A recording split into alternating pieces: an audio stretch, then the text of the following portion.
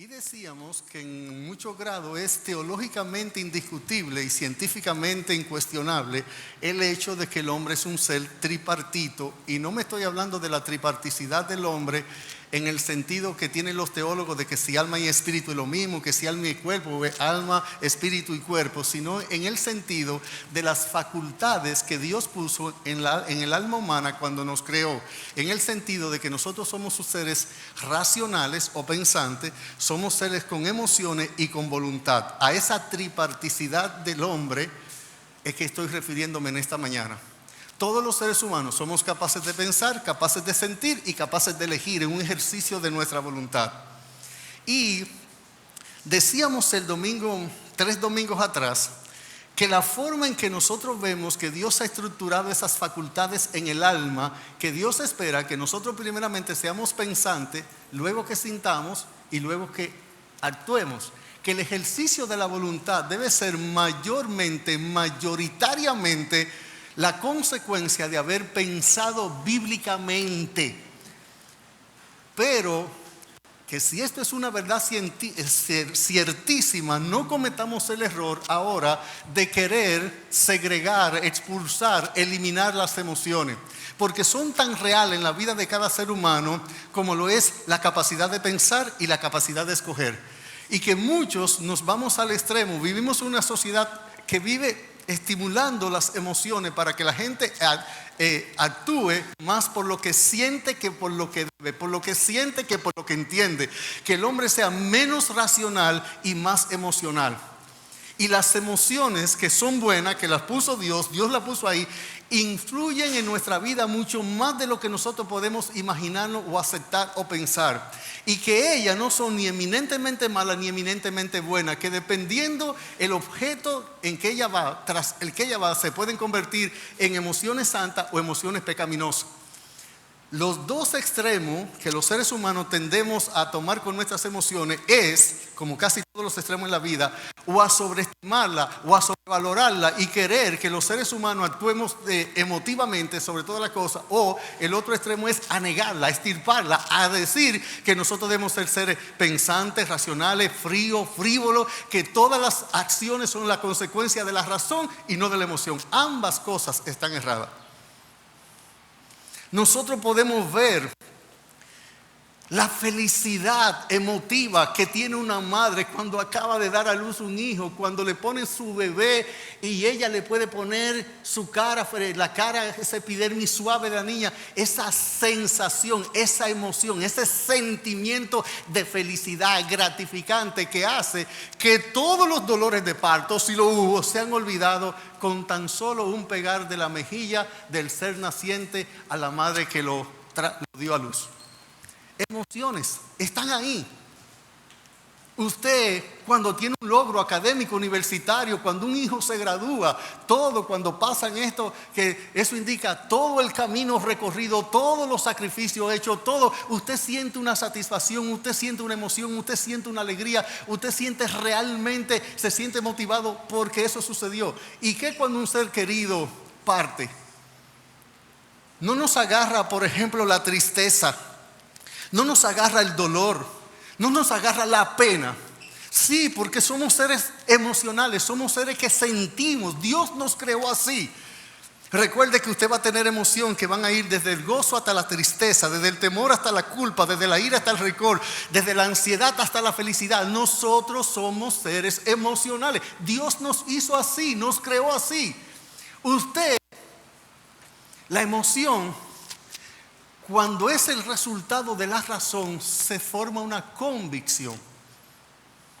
Cuando usted ha entendido, ha asumido que algo es cierto, que algo es correcto, sobre todo con la Sagrada Escritura, y usted, además de aceptar esa verdad en el intelecto, usted tiene un apego afectivo, emocional, sentimental, eso forja la convicción perfecta. Cuando la convicción es el resultado del entendimiento correcto de la verdad, y cuando los afectos se apegan a él, y eso se hace maravillosamente glorioso. Bajo buenas emociones, muchos seres humanos han logrado subir, escalar, alcanzar y han ido mucho más lejos de lo que pudiera ir si solo estuviesen guiados por la razón y el ejercicio de su voluntad. Dios nos hizo seres emocionales. Eso es correcto. Lo que vamos a rebatir y a debatir, y lo que vamos es a contrariar y a contrarrestar, y lo que vamos a atacar desde este púlpito es que Dios espera que nosotros hagamos un ejercicio de nuestra voluntad, mayormente, principalmente, pero no únicamente, de la razón iluminada por la verdad del Evangelio, de las Escrituras.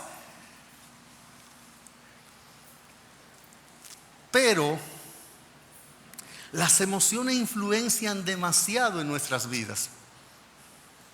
Las emociones nos llevan a tomar postura que nos alejan de Dios, que nos alejan de la voz del Espíritu Santo, que nos alejan de las Escrituras, que nos alejan de lo correcto, de lo verdadero, de lo justo, de lo piadoso, de lo santo, de lo bueno, de aquello que Dios ama en verdad. Y con la caída del hombre en el pecado, nuestra mente fue enceguecida, nuestras emociones fueron extraviadas, nuestra voluntad fue esclavizada y nuestra conciencia cauterizada.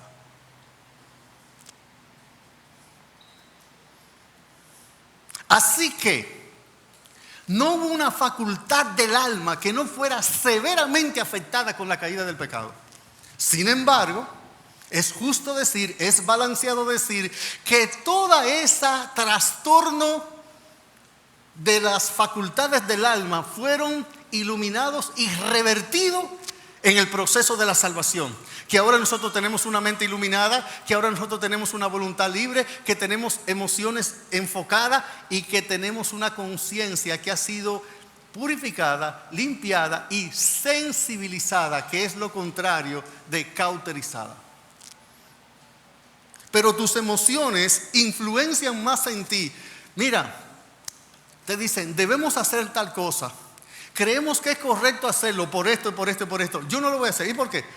Porque no quiero. Porque no quieres. Sí, porque no me da el deseo. ¿No sientes el gusto, las ganas? ¿No sientes la motivación, la inspiración? Hacerlo. Y ese es tu parámetro para actuar. Vamos a ver esta mañana. Yo voy a enfocarme en una sola de las emociones, que sea el temor, porque esa es una de las más frecuentes. Dijimos hace 3 domingos atrás que hay 4 emociones que son las más frecuentes que experimentamos los seres humanos, que es la alegría y la tristeza, la ira y el temor. No las únicas. Yo cité ahorita la ansiedad, yo cité ahorita la culpa, yo cité ahorita el rencor, la felicidad. No son las únicas emociones, pero yo quiero hacer de manera puntual esta mañana, ver la emoción del temor, el miedo.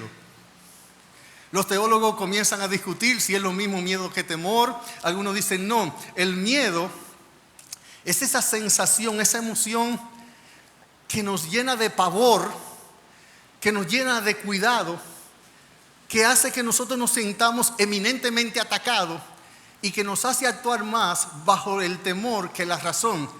Mientras que como la Biblia nos habla a nosotros del temor de Dios, que hace sabio al sencillo, que es un temor que está basado en que reconocemos reverentemente la grandeza, la santidad, la majestad de Dios, y que lejos de ver a Dios como un dictador aterrador que me va a fulminar, yo lo veo como un Dios encumbrado que por su santidad, su grandeza, su nobleza, omnipotente, omnipresente, por su sapiencia, Él merece que yo reverentemente le sirva. Y la Biblia tiende a llamar a eso temor reverente.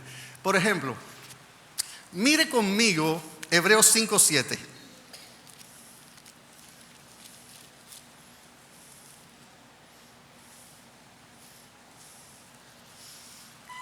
Este texto está hablando de Cristo, ¿verdad?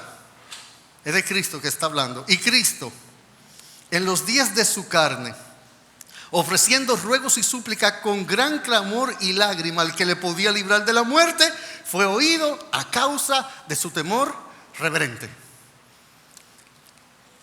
Esa convicción sublime que estaba en el corazón del Salvador, en el cual él en su sacrificio debía honrar al Padre, obedecer al Padre, debía cumplir los propósitos del Padre, y él dijo, no se haga mi voluntad, hágase la tuya. Eso habla del respeto reverente. Cristo no se sometió a la cruz porque dijo, el Padre me va a castigar, el Padre se va a sentir ofendido conmigo y el Padre entonces va a usar toda su ira sobre mí. No.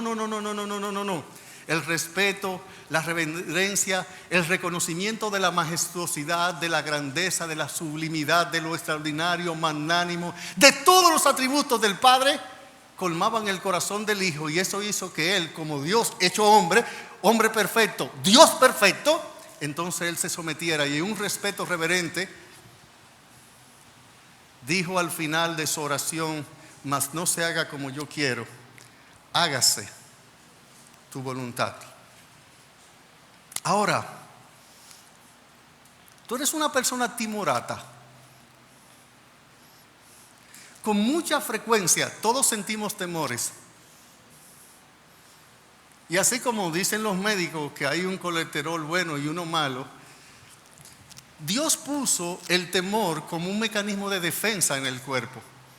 Porque de hecho, cuando nosotros estamos en peligro, sentimos un temor de que nuestra integridad física, espiritual o lo que sea va a ser dañada, y nosotros reaccionamos con una emoción que nos hace sentir que nosotros tenemos palpitaciones del corazón aceleradas, nosotros tenemos el corazón bombeando sangre de manera más rápida, nosotros comenzamos a hiperventilar o a respirar desmedidamente, nosotros comenzamos a sentir que una gran parte de nuestro torrente sanguíneo se dirige a nuestros músculos y hay una reacción física. Ese es nuestro segundo punto. Vamos a ver el aspecto psicofísico de las emociones. ¿Por qué nosotros experimentamos una serie de síntomas que son el resultado de una de esas emociones y nosotros entonces somatizamos o sentimos en el cuerpo? Es lo que quiero decir. Esa emoción que es el fruto de alguna comprensión racional de que un peligro o un daño nos va a atacar. Ahora, lo que yo quiero llegar al punto es que nosotros, sabiéndolo sin saberlo, somos el resultado, tomamos muchas decisiones fruto de nuestras emociones, y el temor, entre muchas de las otras, entre la alegría, el gozo, la tristeza, la culpa, entre la ansiedad, el temor es una de las emociones más frecuentemente sentidas o experimentadas y que más influencia en las decisiones de nuestra vida. Yo le voy a dar 7 ejemplos bíblicos esta mañana de cómo el temor ejerce su influencia negativa en las áreas más trascendentales, fundamentales y capitales de la vida de un ser humano, y muy puntualmente de la vida de un cristiano. Todos los aquí presentes, todos los aquí ausentes, están en un punto de escalada de su vida espiritual, familiar, emocional, intelectual, laboral, en todos los órdenes que usted quiera. ¿Y sabe quién ha sido una mano que se ha erguido enfrente suya poniéndole un stop a su avance? El miedo.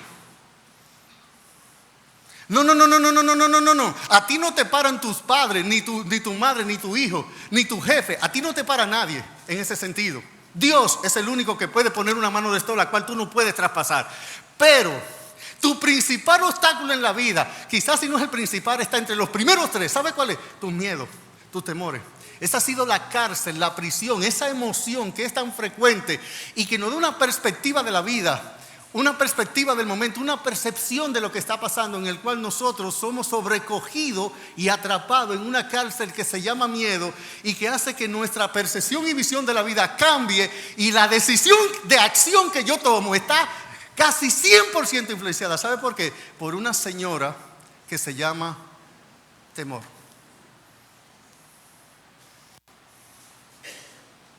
Tememos al futuro. ¿Y si pasa esto? ¿Y si no pasa aquello? ¿Y si no me caso? ¿Y si mi esposo me es infiel? ¿Y si mi esposa me deja? ¿Y si yo me enfermo? ¿Y si pierdo el trabajo? ¿Y si no tengo con qué pagar? Ese es el lenguaje del timorato, ese es el lenguaje de las personas que vivimos cada momento. Es increíblemente lamentable. Hay una señora española, ella es psiquiatra. Ella dice que el 90% de las cosas que nosotros tememos nunca nos van a llegar a afectar. O sea, que de cada 10 cosas que usted siente temor, 9 de esas 10 nunca se van a hacer realidad y te van a dañar. Sin embargo, es increíble las noches de insomnio, la inapetencia, es increíble la hiperventilación, es increíble cómo nuestro ritmo cardíaco, es increíble el insomnio, es increíble la cantidad de pasos de avanzada que nosotros damos porque nos metemos en la cárcel del temor. Y les digo una cosa, en la Biblia, para ser obediente hay que ser valiente. No hay manera de ser obediente a Dios siendo un cobarde. ¿Qué dice Apocalipsis 21:8? Si yo fuera el que hubiera escrito la Biblia, yo no comienzo Apocalipsis 21:8 como está. Pero como yo no soy Dios y lo que soy es un pecador y estoy errado. Pero ¿sabe quién puso Dios? ¿Quiénes son los primeros que Dios va a mandar al infierno? Pero ¿y por qué? Y no hay otra cosa que son muchísimamente malísimas que un cobarde. Oh, pues mire, Dios sí que los primeros que van para el infierno son los cobardes. Después menciona a los incuerdos, a los idólatras. Pero los cobardes. Hoy en día, el evangelio siempre ha sido para valientes. Pero si hay un tiempo en que requiere valor seguir a Cristo, andar sobre sus huellas, sus pisadas, caminar con Él, vivir por sus parámetros, por sus verdades, por sus principios, vivir a la luz de lo eterno, hoy en día es donde esto cobra valor para que los valientes sean los que realmente caminen las sendas de Dios. ¿Usted es cobarde? Bueno, déjeme decirle, para paz de su alma y de la mía propia, que todos los seres humanos sentimos temor. Dijo el general Grant, uno de los generales que participó en la Segunda Guerra Mundial en Estados Unidos: si la valentía consiste en no sentir temor, entonces nunca he conocido un hombre valiente, porque todos los hombres valientes temen. Su valor consiste en que se sobreponen al temor y cumplen el deber por encima de. Ahora, habemos personas que nos acostumbramos a ir por la vida lleno de temor. Vamos a ir a una evaluación de trabajo y en vez de ir optimista, confiado en Dios, va a cumplir lo que el Señor quiere en mi vida, nosotros vamos con temor de ser rechazados.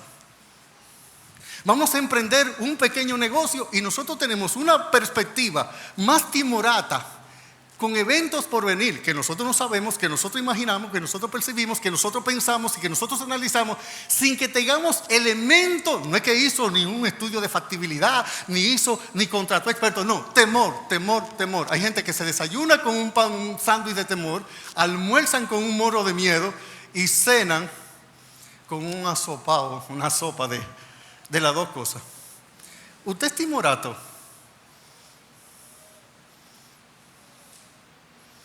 ¿Qué es la cosa que más tú temes? ¿Qué son tus peores miedos? ¿Cuáles son los gigantes que no te han dejado a ti entrar en la tierra prometida? Dime, porque todos tenemos.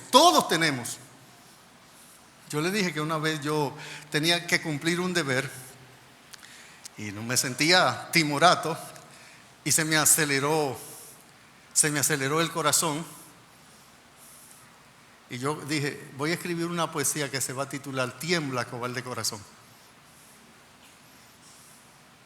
Porque el miedo, el temor nos detiene ante las cosas más importantes de la vida.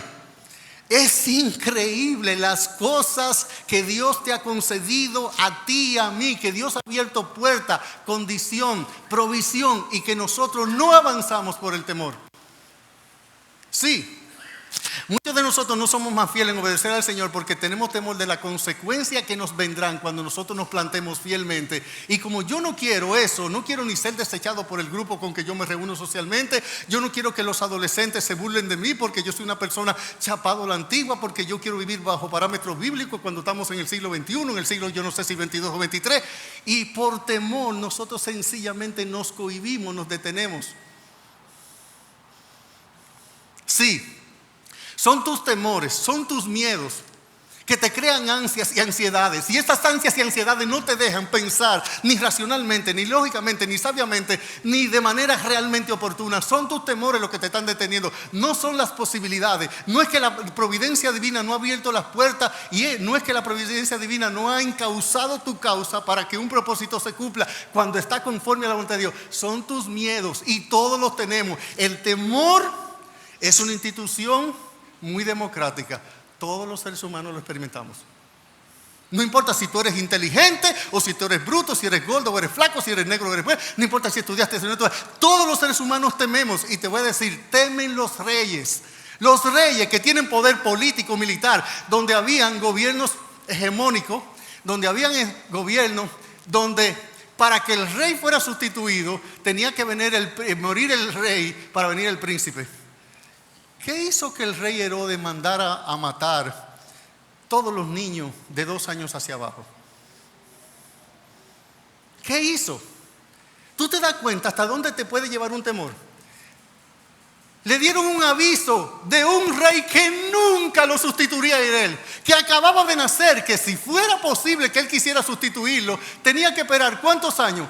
Pero este hombre, el terror, el temor de ser derrocado, su apego a la realeza y al trono le hizo convertirse en un genocida, matando niños que no tenían nada que ver, porque tus temores te convierten y me convierten y nos convierten en seres tan irracionales que nos llevan a las bajezas y a las vilezas más grandes que la naturaleza humana caída puede cometer.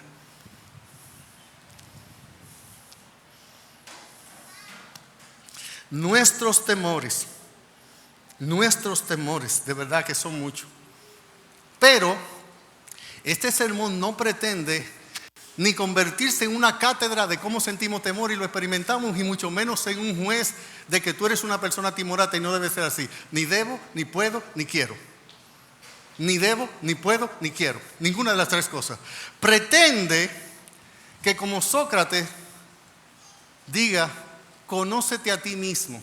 Que viendo las verdades de las Sagradas Escrituras, nosotros sepamos cómo somos, de qué estamos hechos, de qué materia, cómo estamos construidos, cómo Dios nos hizo, y que lejos de ir a la cueva del miedo, a la cueva del temor, nosotros podamos entender que Dios nos ha dado un espíritu de poder, amor y de dominio propio. Que Dios no nos ha dado un espíritu de cobardía, dice 2 de Timoteo capítulo 1, versículo 7. Como lo vamos a ver un poquito más adelante. Que tú sepas, que tú entiendas, que tú puedas comprender en tu corazón cuáles son esos temores, por qué están ahí, cómo Dios lo permite, cómo debes responder a ellos, cómo el Espíritu Santo nos ayuda en todas esas cosas que nosotros debemos comprender en esta bendita mañana. Este sermón pretende traer luz de las Escrituras, consuelo de las bondades de Dios, recordarte que tú tienes al Espíritu Santo en el alma y que eso te hace capaz de romper con todos los temores que humanamente sentimos para poder hacer cumplir el plan de Dios que Él de antemano preparó para que nosotros anduviésemos, caminásemos y siguiésemos en ella. Este sermón pretende hacerte ver lo grave del temor, lo malo del temor y cómo nosotros podemos ser esclavos del temor sin que nosotros busquemos libertarnos de él bajo la gracia que el Señor en su bondad y en su misericordia nos ha concedido. Déjame mostrarte 7 ejemplos bíblicos de gente que temieron y cómo el temor los afectó. Voy a irme al Génesis de la vida. Voy a comenzar por el principio. Génesis capítulo 3. Venga conmigo, por favor.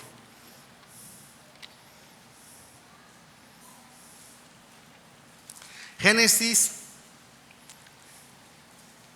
capítulo 3. Voy a leer desde el versículo 8 hasta el versículo 10 en su Biblia. Y yo quiero que ustedes me sigan hasta allí, por favor. Dice Génesis 3, 8 al 10. Veamos el primer ejemplo de cómo los temores afectan nuestras vidas. Yo espero que el tiempo no me traicione, por no decir que yo no estoy ejerciendo dominio propio sobre el tiempo. Dice Génesis 3:7, voy a leer desde el 7 hasta el 10. Entonces fueron abiertos los ojos de ambos y conocieron que estaban desnudos. Entonces cosieron hojas de higuera y se hicieron delantales y oyeron la voz de Jehová Dios que se paseaba por el huerto al aire del día. Y el hombre y su mujer se escondieron de la presencia de Jehová Dios entre los árboles del huerto. Mas Jehová Dios llamó al hombre y le dijo: ¿dónde estás tú? Él respondiendo: oí tu voz en el huerto y tuve miedo. Primera emoción experimentada en el corazón humano después que se introdujo el pecado. Primera emoción, ¿sabe cuál? Miedo.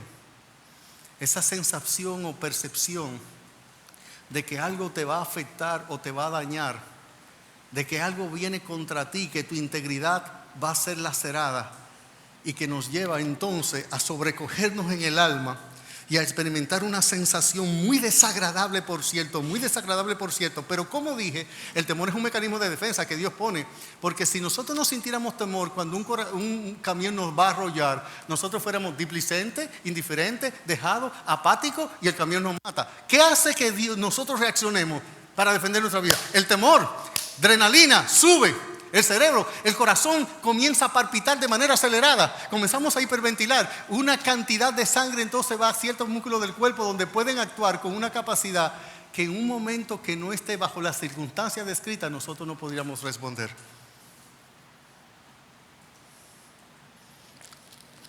¿Qué le dijo el hombre a Dios cuando Dios lo llama? Oí tu voz y me escondí. ¿Y por qué? Porque tuve miedo. Sí, el temor es lo que hace que muchos de nosotros, cuando debemos plantarnos, avanzar, decidir, nosotros lo que hacemos es que entonces nos escondemos. ¿Cuál es tu cueva? ¿Usted recuerda para dónde cogió el profeta Elías cuando Jezabel lo amenazó? ¿Usted recuerda dónde el profeta Elías se encuevó, se metió, fruto del miedo? Cuando esa mujer le dijo: mañana, si yo no te he hecho a ti lo mismo que tú le has hecho a estos profetas, si Dios no te ha hecho, que Dios me añada lo que debe hacer. Y dice la Biblia que tomando a su criado y huyendo por su vida, se fue, se metió en una cueva. Y Elías, profeta de fuego, hombre de almas a tomar, cuando una mujer lo amenazó, el temor sacó a Elías del ministerio. Dios le decía, y esa sensación de soledad que nosotros sentimos que el mundo está contra nosotros cuando tenemos, solo yo, profeta de Jehová, he quedado. Mentira, son tus temores, deja de oírlo. Son tus temores. Vamos a dar 2 sermones sobre cómo vencer el temor. Este sermón solo pretende explicar el temor, razonar el temor, ver bíblicamente cómo nos afecta. Te estás encuevando, te estás escondiendo. ¿Dónde? En tu habitación. O tú dices: yo no quiero que nadie me llame, ni que nadie me hable. Sal de ahí. ¿Qué haces en la cueva? Sal, no tiene por qué estar ahí. Ya está brillando el sol del Señor. Tú fuiste libre por el Evangelio, tienes al Espíritu Santo y conoceréis la verdad, y la verdad os hará libre, porque el temor se vuelve una cueva, un escondite, un lugar donde nosotros nos metemos cuando sentimos que algo nos va a dañar. Elías, mire la lógica irracional de un timorato. Elías sale corriendo, dice, para salvar su vida, y le dice a Dios: basta ya, quítame la vida. Hoy usted no salió huyendo para guardar la vida. Así es de irracional nuestro temor. La mayoría de nuestros temores se disipan cuando nosotros analizamos a qué le tememos. Someta su temor a eso. Diga: ven acá, yo voy a hacer 2 columnas aquí. Mis temores, déjame ver a qué le temo, y una tercera columna, cuáles serían las posibles consecuencias. Porque usted no puede determinar lo que va a suceder. Usted prevé. ¿Y sabe lo que es el timorato? Que siempre prevé oscuramente las consecuencias. Sí. El temor es una cueva donde nosotros huimos, donde nos enclaustramos, donde nos encerramos, y no hay una persona que sea más capaz de esgrimir argumentos para justificar, explicar, razonar el por qué no va a hacer tal cosa. Es increíble la capacidad de razonamiento de un timorato. Pero en segundo lugar, el temor es un gran lazo en la vida de los seres humanos. No solo es una cueva, es un lazo. ¿Usted sabe para qué se usan los lazos? Sobre todo en el campo: para atar, para amarrar, para limitar, para subyugar. Proverbio 29:25.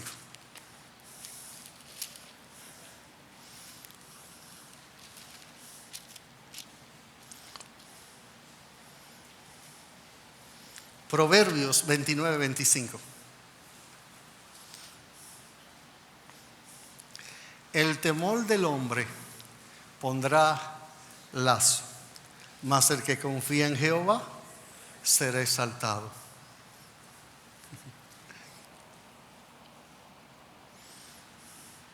Yo iba con mi esposa hace 20 años atrás a buscar visa norteamericana.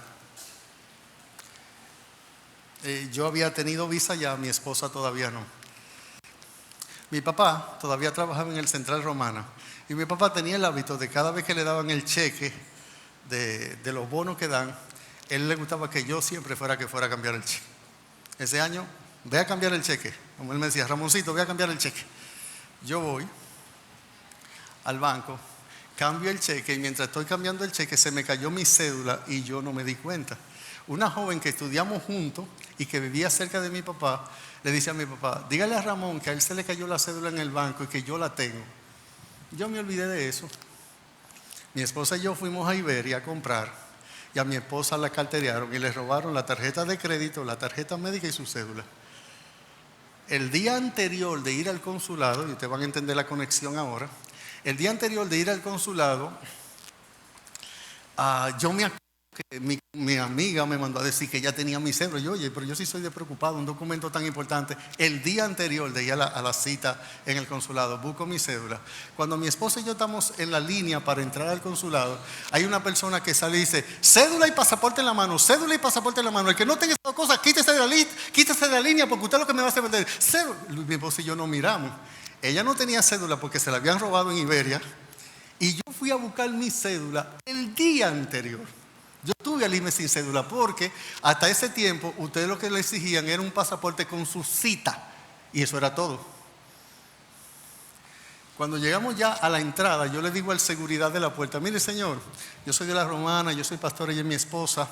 Ella no tiene cédula porque a ella le robaron recientemente su cédula. Usted no podía bajar.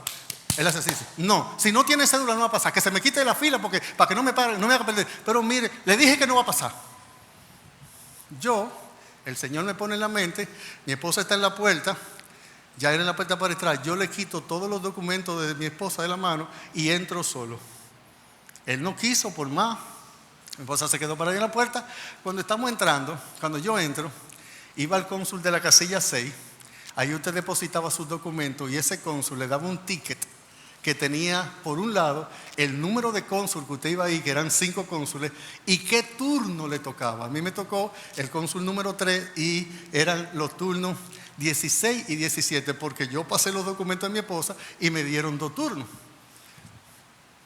Bueno, cuando yo estoy pasándole los pasaportes al cónsul que recibe los documentos y da los tickets de turno, yo le digo, mire, yo le quiero pedir un favor a usted. Él me dice, ¿usted un favor a mí? Le digo, sí. Yo le digo, mire, mi esposa está en la puerta. El seguridad no la dejó pasar porque ella le robaron su cédula. ¿Usted no podría ayudarme? A ver si la dejan pasar. Él me dice, mire, usted ve ese policía que está allí, ese es el teniente. Dígale al teniente que dije yo que venga acá. Voy donde el teniente. Teniente, dice el cónsul de la 6 que por favor vaya allá. Va y le dice, mire, dígale al seguridad de la puerta que dije yo que deje pasar a la esposa de este señor. Él va conmigo. Y le dice el teniente al seguridad, mire, dice el cónsul de la 6 que deje pasar a la esposa de ese. Y dice, ella no va a pasar. Ella no va a pasar. Yo dije que ella no va a pasar y ella no va a pasar. Y dígale al cónsul de la casilla 6 que yo no recibo orden de él, que yo solo recibo orden de la doctora. Vuelvo para atrás, le explico al cónsul de la 6 lo que pasó. Él me dice que llame al teniente. Él le dice al teniente, dígale a la seguridad de la puerta que dije yo que si la doctora no me iba a dar, yo no le digo eso, que la deje pasar. Cuando vamos por el camino, el teniente me dice, yo no me meto en eso, si usted quiere dígaselo usted. Oye, pero yo voy donde el hombre, digo, mire, dice el cónsul de la 6 que la doctora fue que dije yo que ella no va a pasar si la doctora no viene aquí da la orden, ella no va a pasar. Yo estoy ansioso, timorato, de qué va a pasar porque mi esposa no va a ser entrevistada. Entonces, la cónsul que me atacó, porque nuestras emociones se ven afectadas mucho también por nuestra percepción visual de la realidad. Era una señora gorda, así grande, y con unos lentes que no estaban aquí, que le caían así por la nariz. Yo decía por dentro de mí, esta me va a acabar. Esta me va a acabar. El Espíritu Santo me recordó este versículo, Proverbios 29-25, el temor al hombre pondrá lazo, más que. Y me puse a cantar un coro diciendo, yo dije en mi corazón, ella no va a hacer conmigo más que lo que mi Señora le ponga en el corazón, así que yo no tengo que tener temor. Y comencé a cantar un coro. Me acerco al teniente, para no ya cansarle con esto, y le digo, teniente, mire, por favor, hable con el seguridad de la puerta. Me dice, mire, vamos a una cosa, ¿cuáles son los números de usted? Yo le dije, yo soy el 16 y mi esposa es la 17. Me dice, cuando llamen el 15, en el consultorio que le toca a usted, avíseme que yo voy a hablar con el policía para que lo deje pasar. 15, teniente, 15. Me dice, no, yo no me voy a meter en eso. No me voy a meter en eso, le estoy diciendo. Yo me enojé, yo me airé. Y le dije, pero venga acá, ¿y cuál es el problema? Le hablé en un tono incorrecto. ¿Cuál es el problema? Él me dice, el problema es que hace 3 meses atrás explotaron yo no sé cuántas embajadas norteamericanas en algunos países, y después de esas embajadas explotadas, el protocolo de seguridad de todas las embajadas norteamericanas en el mundo cambió. Y por eso, ese es el problema. Cuando él me dice eso, yo, bueno, está bien. No dejó pasar a mi esposa. Cuando llega mi turno, le paso mi pasaporte a la cónsul. Él me dice, usted es pastor y de las romanas. Y me dice, ¿y usted es casado? Y yo, sí. Y qué bueno que usted me pregunta si yo soy casado, porque yo le quiero pedir un favor. Usted ve, es el método de la viuda. Él me dice ella, ¿usted un favor a mí? Yo le digo, sí, yo un favor a usted. ¿Y qué favor usted quiere que yo le haga? Yo le digo, mire, mi esposa está allí, le explico todo, ya perdió. Me dice, pero ¿y ella tiene documento? ¿Ella está aquí? Yo le digo, sí, este pasaporte que usted tiene en la mano, el 16 mío, y el que sigue en su pilita, porque ya tenía los pasaportes apilados, es el 17, el de mi esposa. Es el de su esposa. Me dice ella, pues mire, vamos a hacer algo, para que usted esté tranquilo. Hágase de cuenta que su esposa está parada a su lado y que yo lo estoy entrevistando a los dos, porque todo lo que yo quiera saber de su esposa, todo lo que yo voy a preguntar, yo sé que usted se lo sabe, así que yo lo estoy entrevistando a los dos, olvídese de su esposa. Bueno, entonces me hizo una cuarta pregunta. ¿Usted tiene familiar en los Estados Unidos? Sí. ¿Han hecho petición de residencia a su favor? No, porque no me interesa vivir en los Estados Unidos. Pues váyase. Cuando se dice váyase y te quedan con tu pasaporte, antes era que tú venga a las 3, porque ahora te lo envían. Antes usted tenía que ir a las 3 a retirarlo. Cuando yo le digo a mi esposa, mira, contento, nos avisaron a los dos, qué sé yo qué. Yo le digo a mi esposa, mira, como eran las 10 de la mañana, si tú quieres, vete para las romanas y yo espero. Mi esposa vino. Cuando yo vengo a las 3, estoy caminando para abajo con los 2 pasaportes, mirando a ver cuántos años nos dieron, porque allá habían instalado los 10 años y nos dieron 10 años a los dos. Casi me choco con el seguridad de la puerta porque yo venía mirando así.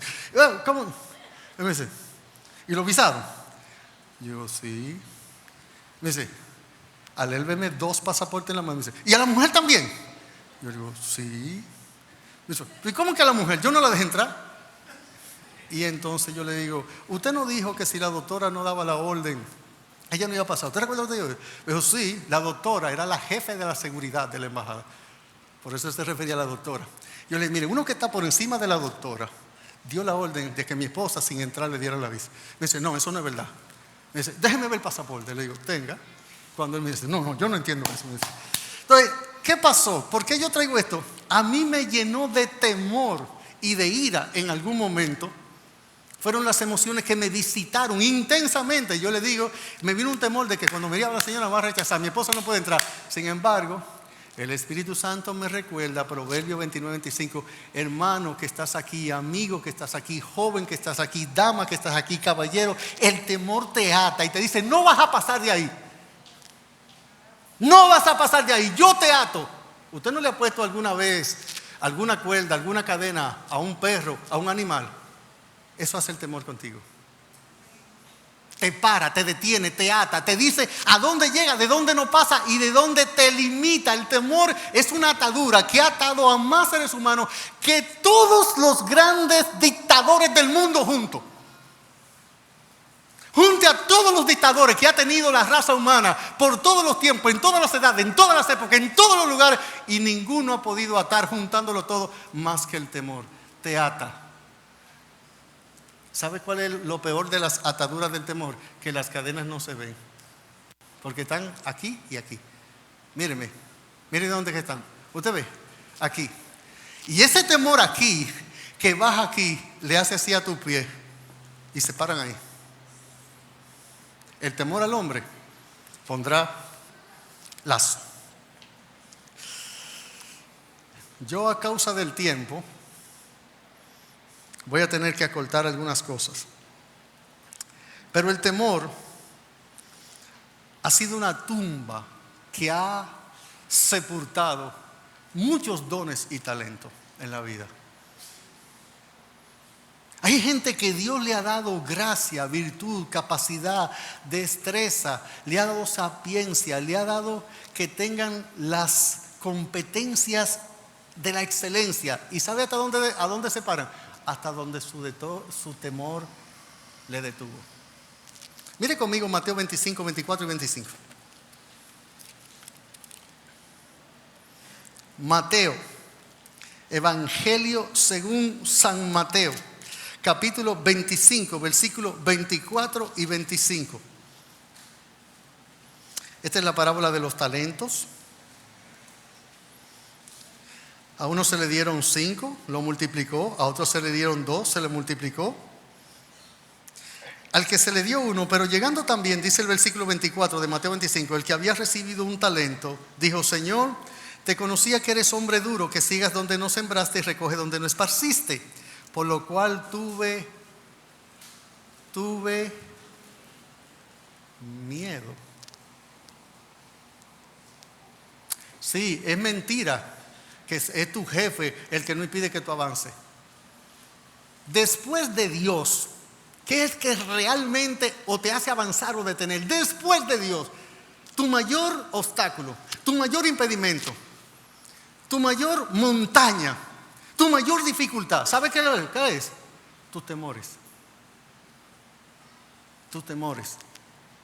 No es que tu papá no te ayude lo suficiente. Y puede que tu papá no te haya ayudado lo suficiente. Yo no estoy diciendo que eso no sea verdad. Yo estoy diciendo que de todas maneras la divina providencia en su misericordia, en su gracia, en su bondad, en su soberanía ha orquestado, ha planificado, ha concebido, ha prepensado vida para ti, para estar mucho más lejos de donde tú estás, en cualquiera de los aspectos de tu vida. En cualquiera. Sí, tú puedes ser mejor músico de lo que eres, y mejor padre, y mejor madre, y mejor pastor, y mejor amigo, y mejor cristiano, y mejor trabajador, y mejor creador, y mejor inventor, y mejor avanzador. Mejor de todo tú puedes ser. Dios en su gracia, en su bondad, en su misericordia ha dado provisión, condición y ha orquestado la divina providencia para que eso suceda. ¿Sabe quién ha sido que te ha detenido? Tus miedos, tus fantasmas.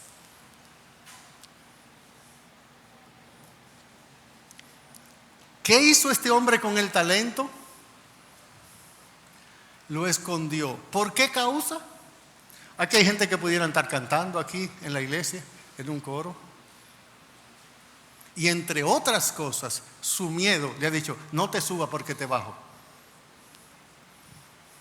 Si te atreves a intentarlo, te pongo en vergüenza. Y ¿qué te va a hacer? ¿A qué cueva te esconder? ¿A qué lugar te vas a ir? ¿Qué alas del tiempo vas a tomar para esconderte lejos de la vergüenza de los demás?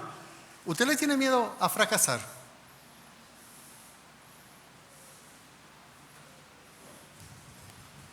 Sí, yo le tengo miedo a fracasar. Hay gente que Dios le ha dado habilidad, destreza, capacidad, talentos, dones, competencias, que ellos fueran la excelencia hecho humano, porque la gracia divina así le ha provisto, así le ha concedido, así le ha dado su bondad, así le ha dado su permisividad, así le ha concedido lo que sea. ¿Sabe qué lo detiene? ¿Qué hace que escondas un talento? El temor. El temor. Dime, vamos a hablar de timorato a timorato. Si tú quieres, de cobarde a cobarde, pero con las escrituras en la mano. ¿Qué te detiene para tú servir mejor a tu Señor? Bueno, yo tuve una interesante conversación con los diáconos, directores y músicos en la oficina ahorita en el intervalo del culto. Y estábamos hablando de algunos obstáculos que nosotros entendemos que nos hacen no servirle a Dios. Yo, con toda la fuerza que pude rebatir el argumento, tuviera yo razón o no razón, me volví un gallito.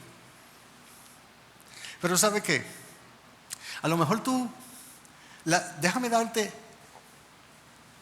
los eslabones y los peldaños en la escalera y en la cadena del temor. Sientes temor por el futuro. Dice: tengo que trabajar más. Como usted no se dedica a robar, usted es una persona honesta, usted es una persona que dice: tengo que trabajar más para producir más. Pues ¿sabe por qué? Porque más trabajo es más dinero es más seguro, más dinero es más seguridad, felicidad y dignidad. Mi futuro está asegurado, como dijo el rico. Y entonces me ocupo mucho en asegurar mi futuro, trabajo mucho y luego cuando el Señor me pide algo para servir, le dice, no te puedo servir, estoy muy ocupado. Pero ¿sabes qué te ocupó tanto? El temor al futuro. ¿Ves la cadena? ¿Ves el eslabón? ¿Ves los peldaños en la escalera del miedo? Sepultó un talento que hasta su señor le dijo, pero se lo hubiera dado a los banqueros y por lo menos yo lo hubiera recibido con los intereses, porque el temor ata, detiene, encueva, paraliza. Un señor mató a otro y un hermano del muerto juró que iba a vengar la muerte de su hermano. Y el hermano del muerto pasaba todos los días por la casa del matador con un machete envainado, la vaina, en la saqueta, y diciendo, esa muerte no queda impune, esa muerte no queda impune, yo voy a vengar a mi hermano. El matador se metió en tanto temor que se enclaustró en la casa y no quería salir. Se encerró en su habitación y dijo, él me va a matar, él me va a matar, él me va a matar. Transcurridos los días, pasado el tiempo, quemados los soles, soplado los vientos y mojado la lluvia, el hombre comenzó a tener parálisis en sus extremidades inferiores, en las piernas, que no podía pararse, que no podía caminar. Le llevaron un médico a la casa y el médico cuando lo analiza dice, bueno, él no tiene ningún impedimento físico real. Yo le sugiero que busquen un psiquiatra, busquen un psicólogo, porque el problema de él es de la psiqui. Buscan un psiquiatra, un psicólogo que le hizo una hipnosis regresiva. Lo hizo caer en cierto estado de adormecimiento y de inconsciencia. Y cuando él está en ese estado de inconsciencia y adormecimiento, el psicólogo le dice, ¿pero qué es lo que te pasa? Es que yo tengo miedo porque yo maté a una persona y la persona, el hermano dijo que me va a matar. Oh, pero ¿y tú no crees que eso se...? No, él me va a matar, él me va a matar. El psiquiatra se paró, él está acostado y brinca sobre él, hace ¡pran! Y le dice, levántate cobarde que te matan. El hombre se paró y dice, ¿dónde está? ¿Dónde está? Su impedimento de aquí estaba aquí. El temor hace que talentos, dones, habilidades, destreza sean guardados en las tumbas del miedo y muchas virtudes divinas que pudieron salir de todo el don concedido, de toda la gracia dada, se quedan enterrados porque decimos las terribles y lamentables palabras, escondí mi talento porque tuve miedo. Voy a hacer una última más de 7 porque el tiempo se acabó. Quería hablar de la parte psicosomática del temor, porque son muy importantes para que nosotros podamos entender cómo Dios nos creó.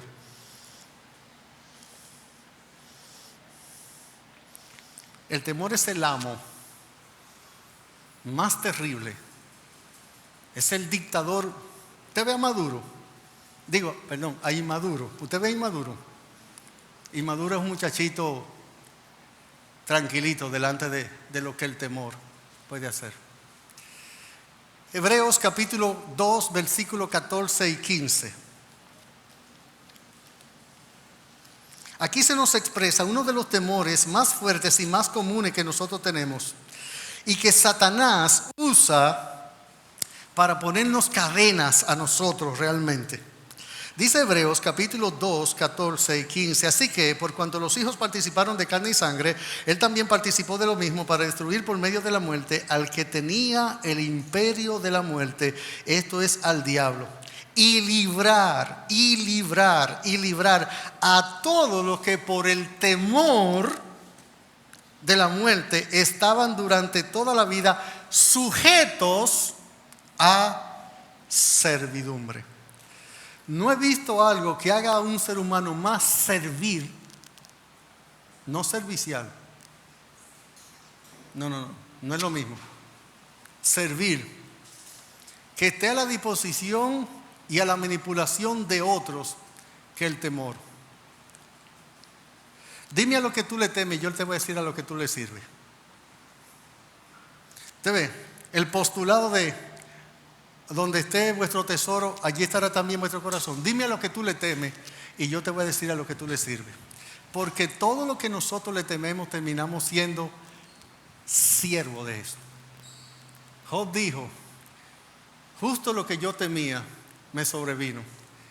Y dijo Franklin Delano Roosevelt, creo que el presidente número 32, algo así, de los Estados Unidos, a lo único que deberíamos temer es al temor. Porque ese es nuestro peor enemigo. ¿Qué es lo que hace el temor? ¿Qué ha hecho Satanás con mucha gente según este versículo 14 y 15? Dice aquí, y librar a todos, en el 15, y librar a todos los que por el temor de la muerte estaban durante toda la vida sujetos a servidumbre. El temor es un terrible amo.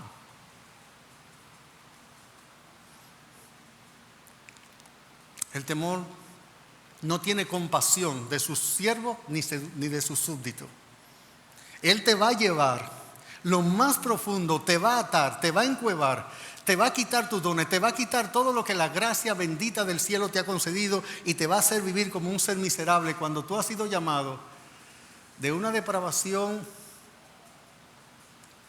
perversa a una santificación gloriosa, de una depravación esclavizante a una regeneración emancipante que te ha libertado.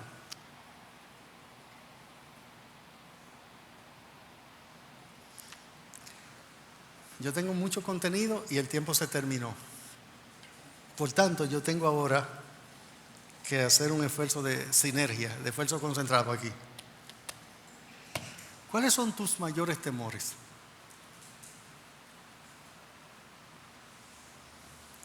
Mire, pastor, cuando yo pienso en mis hijos, el temor a que ellos se desvíen a una vida mala y que ellos tengan un futuro, eso a mí me pone a temblar. Sí, el corazón de muchas madres y de muchos padres tiembla cuando piensan que sus hijos pueden tomar un camino que sea emprendiendo un largo viaje con solo de ida el pasaje. Sí. Otros tememos a ciertas enfermedades. Otro es el no tener dinero para asegurar una vida digna en el futuro. Otros temen a la soledad, a que mi esposa me deje, mis padres me dejen, mi esposo me dejen. Otros nos aferramos a ciertas amistades en la vida como si fueran el aliento que respiramos, porque creemos que no concebimos nuestras vidas sin ellos. ¿A qué tú le temes? ¿A qué le temes? El Señor Jesucristo dijo, no temáis, manada pequeña, porque a vuestro Padre os ha placido daros el reino. No temáis aquello que pueden quitar la vida. Más bien os diré a quién debéis temer. Aquel que puede agarrar el alma y echarla en el infierno. Y ese no es el diablo, ese es Dios. Pero ¿a qué tú le temes? ¿Sabe? Uno de los problemas de nosotros, la gente que tenemos mucho temor, es que tememos enfrentar mentalmente, sentarnos a pensar a qué le temo y por qué le temo. Y la victoria sobre el temor en un 60 o 70%, como dije en la introducción, está en yo decir, ven acá, realmente, ¿a qué le temo? ¿Por qué le temo? Porque muchos de tus temores son una facultad maravillosa que tiene la mente que se llama imaginación y creatividad. Es increíble hasta dónde las alas del temor la llevan, haciéndote pensar negativamente del daño que supuestamente te va a ocurrir. ¿Usted ha visto lo creativa que es una mente temerosa? ¿Usted no ha visto cuando usted tiene miedo en la noche? Yo vi, se estaba moviendo la mecedora. Sí, la brisa la movió. Sí, la brisa la movió. ¿Verdad que fue la brisa, Olga, que movió la mecedora? Fue la brisa. ¿Y a quién no le ha soplado el viento del temor? Yo estoy cortando. Segundo de Timoteo, para terminar. 1:7, 1:6 y 7. Segundo de Timoteo.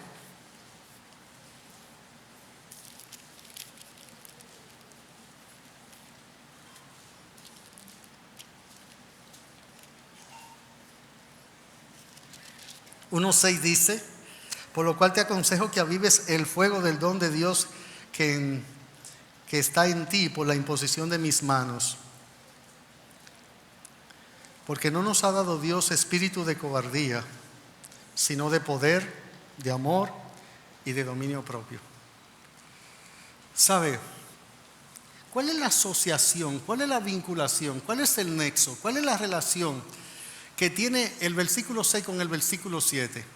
Porque pareciera ser que lo que él dice en el 7 no tiene nada que ver con lo que dice en el 6.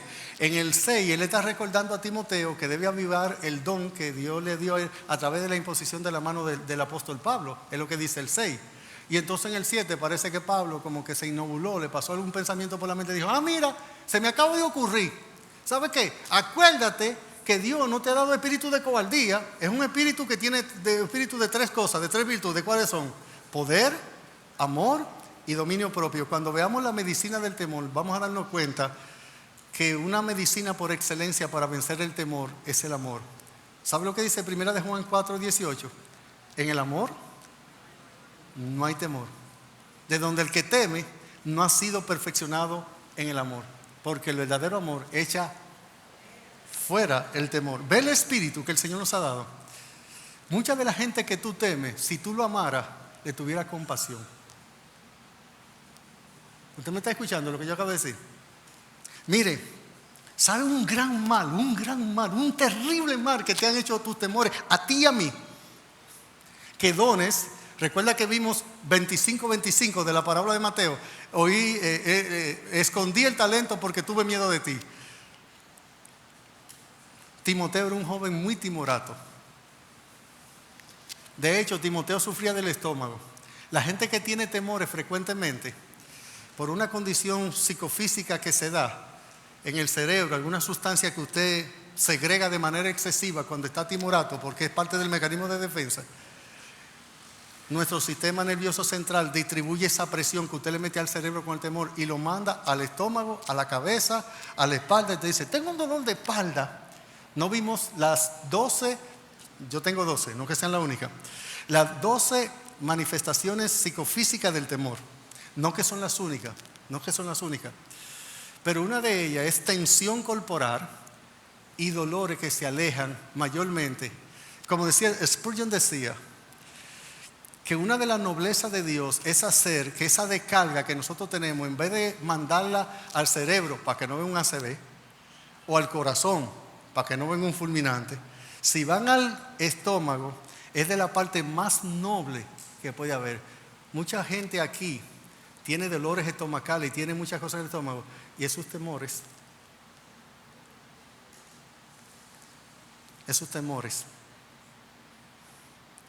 ¿Y sabe lo que hace cuando nosotros estamos llenos de temor? Que aún los dones que Dios nos ha dado, nos olvidamos de ellos, los guardamos, los engavetamos como el talento.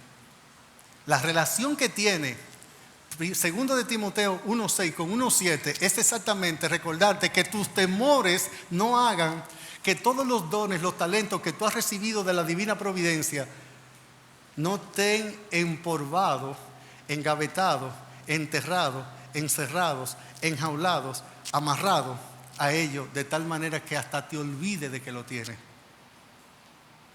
Dios nos ha dado un espíritu de poder, de amor y de dominio propio. ¿A qué le temes? ¿Y por qué? Contestar esas dos preguntas pudieran ser una de las preguntas más importantes de toda tu vida. No, yo no le temo a nada. Le tiene tanto miedo al temor que ni te atreves a razonarlo. Porque tú piensas, yo pienso, nosotros pensamos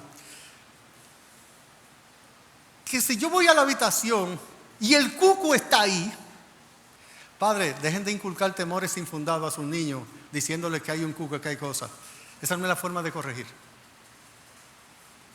Aunque tú no lo creas, esos temores caminan con ellos. Y tú lo ves después temiendo a cosas inciertas, irrazonables. ¿Sabes dónde lo comenzó? Tú lo comenzaste. No, nuestros hijos no tienen que ser llevados a la obediencia por medios falsos e irreales. A que teman a lo que deben temer, cuando deben temer y porque deben temer. Enséñale el temor a Dios. Ya le ve que Dios está en la habitación, no el cuco. Cuando ellos teman a Dios, entonces van a respetar los principios que tú le des, porque ellos saben que Dios está en toda parte, en todo tiempo, en todo momento. Necesitamos avanzar y lo hacemos confiando en Dios.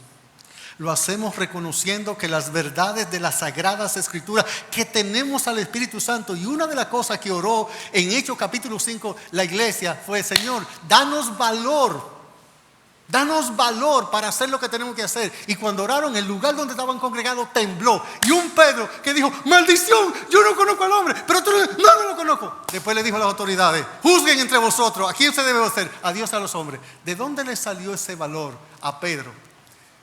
Que cuando lo iban a crucificar como su Señor, así él dijo: no, yo no soy digno de que me crucifiquen como mi Señor, crucifíquenme boca abajo. ¿De dónde salió ese valor? Dios nos ha dado un espíritu de poder, amor y dominio propio. Y vamos a ver la importancia del dominio propio para poder vencer el temor. Que el Señor les bendiga.